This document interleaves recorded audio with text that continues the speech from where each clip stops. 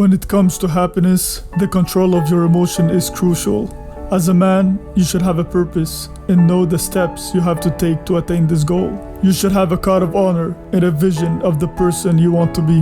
When someone is able to bring emotions in you, your emotions can take control of you and take you in a different direction than the one you wanted to take.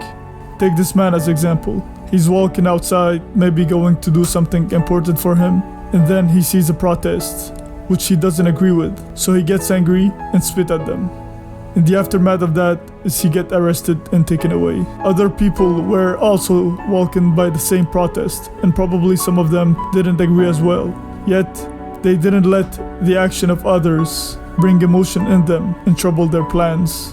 That's why controlling your emotions, good or bad, is so important. When you know how to control them, you stay on your path, and when your life goes according to your plan, it's one step closer to happiness. Emotions don't come from outside, they come from within. If you insult a rock, you will get no reaction from the rock, because it's not able to give an estimate of the situation since it cannot process any information.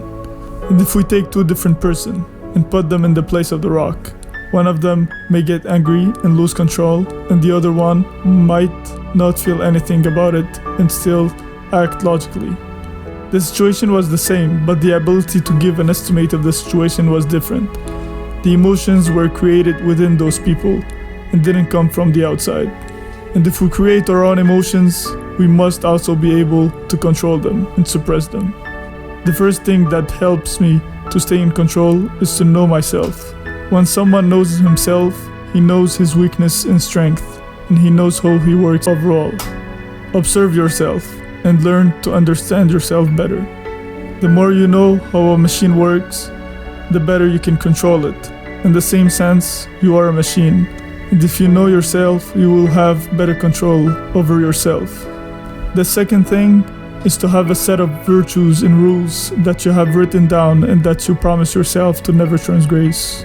If they are written down and you read them frequently, you will remember them in a triggering situation, and they will serve you as a guide when you are not completely able to think. To create those rules, take inspiration from your past and the action that you regret the most or that put you in the most trouble, and what action benefited you the most, and create rules around them, and also around the person you are trying to become. The third technique I use is to try to see every situation that provokes negative emotion as an opportunity to practice my virtue. If I am in a situation that provokes anger, I use this moment as a training to practice temperance. If it provokes pride, I use it to practice humility, and so on. And the last technique is meditation.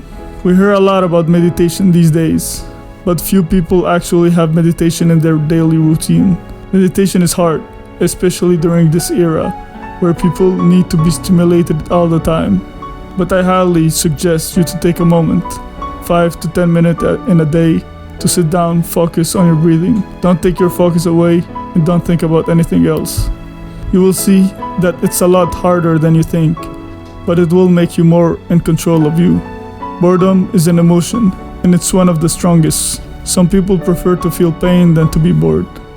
So when you are able to stay in place and do nothing but breathe, you are controlling one of the strongest emotions, and it's one of the best training to stay in control of yourself.